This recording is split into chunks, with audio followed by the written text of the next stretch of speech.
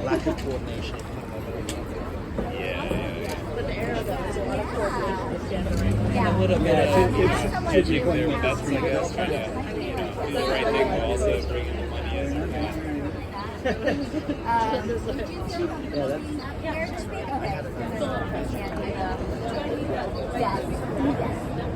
You could tear it such that the arrow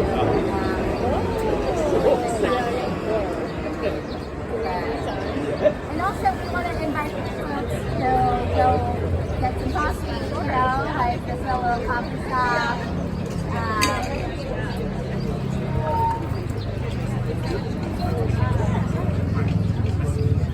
Oh yeah, I heard about this. Hello.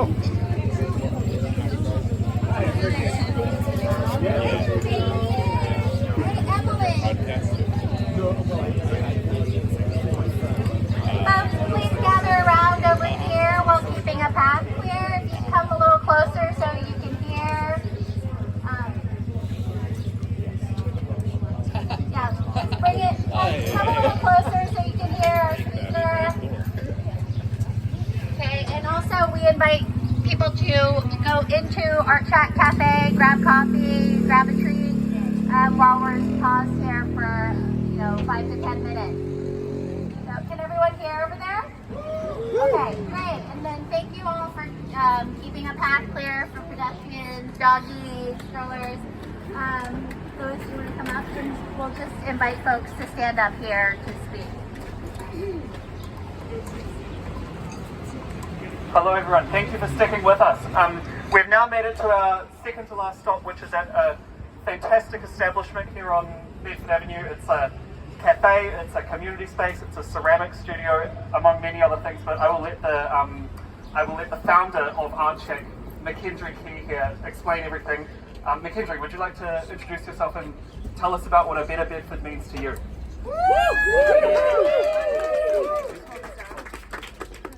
Hi everybody, I'm Mackenzie Key. I'm the founder and director of Art Shack. Thank you guys so much for coming.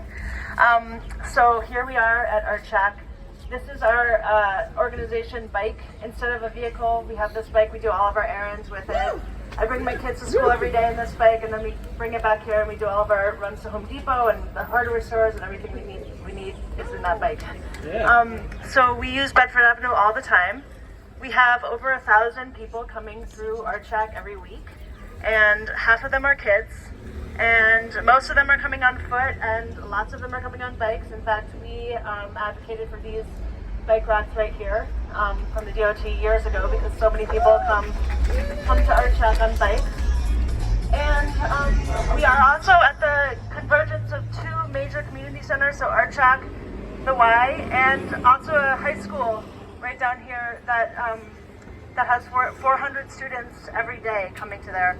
So it's very, it's really an intersection where lots of people are coming, lots of kids, lots of students every day, and everybody has to contend with this mess of Bedford Avenue, which is just this speeding trap, and just it's really terrifying, as we all know. So I'm living it, and every day I try to bike down the bike lane to go home, and it's just always blocked by vehicles, by trucks. Trucks come through Bedford Avenue too, like they use it as a thoroughfare through Brooklyn.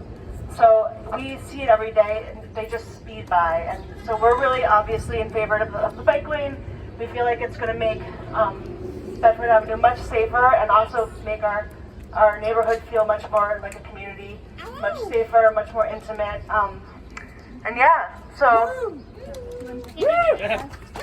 Oh, there.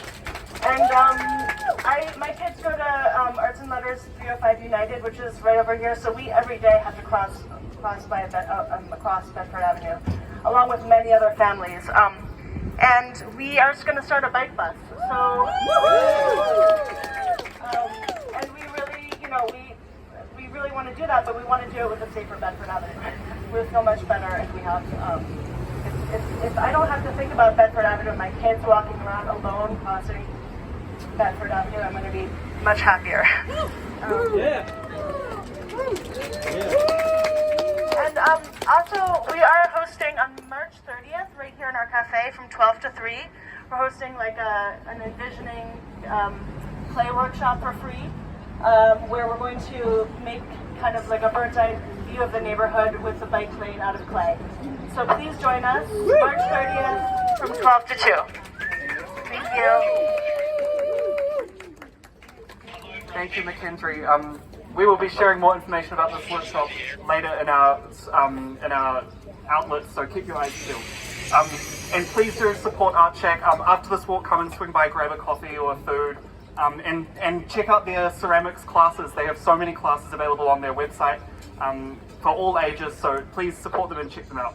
I'd also just like to quickly plug that Art Shack was one of the first businesses who signed on to our business petition letter, which over the last week, activists from TA's Brooklyn Committee have been carrying around storefront businesses along Bedford Avenue, and we currently have 41 businesses along Bedford Avenue signed up. And if you're wondering how significant that number is, there are a total of 42 blocks of street frontage along Bedford Avenue from Dean Street to Flushing Avenue. So that's one business per block of street frontage along Bedford Avenue supports this campaign. So there's a huge amount of support from small businesses for this protected bike lane and safety improvements in general. We're now going to hear from another very prominent and incredible safe streets activist, micromobility and cycling activist named Dulcie. And Dulcie is a local resident of Bed-Stuy as well. So Dulcie, would you like to introduce yourself? Hi everyone, happy Saturday. Thanks for coming out. Again, my name is Dulcie Kenton. I too am a member of Families for Safe Streets. I survived a horrific hit and run crash in 2015. This is my neighborhood, Bed-Stuy. Bedford Avenue is horrible. Like Debbie Herdan said, it's a public health issue. Whenever I bike in this Bedford lane, there's usually someone double parked, and to get around them, you have to kind of signal to get into oncoming traffic, which is going way more faster than 25.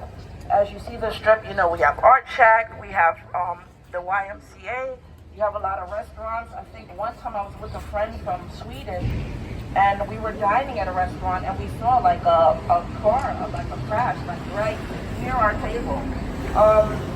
We really thought that Mayor Adams would commit to his protected bike lane on Bedford, so I mean, let's get to it. Why are we wasting time? I'm gonna get out here.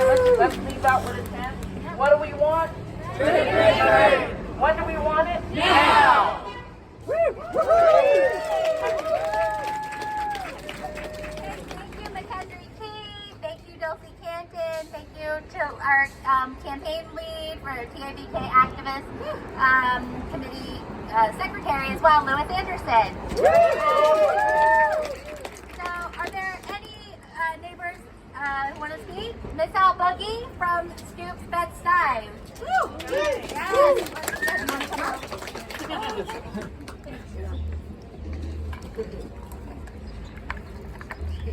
Am I doing this correctly? All right. Hi, everybody. I'm Miss Al Boogie. I lived in Bed-Stuy for over 15 years. Currently, I am a pedestrian and commuter, but I have been a long-time biker and hope to return to that a year from now after surgery. I wanted to share about a car accident I almost got in here on Bedford and Madison. Both the driver and I made eye contact and were very conscious of each other, but we almost completely bumped into each other when I was trying to make a left turn on my bike from Bedford onto Madison to head home from many errands that I run on bikes in this neighborhood, and I almost got hit by a car. So when I heard about, that this was supposed to be a protected bike lane and it hasn't happened yet, that personally impacts me. And there are so many bike riders in this neighborhood that are trying to get around. I mean, you already heard from Art Shack how they're trying to create a bike bus. So it's really important. I have been hit by a car before, but not on Bedford, on Flushing. I was hit by a car on my bike 2 days before I was supposed to dance in a film. I said, "Sir, I am a dancer." But yeah, it's really scary out there to try to travel in a walkable, bikeable place, and there isn't enough protection for us. So we definitely need to push this protected bike lane along, and thank you for listening.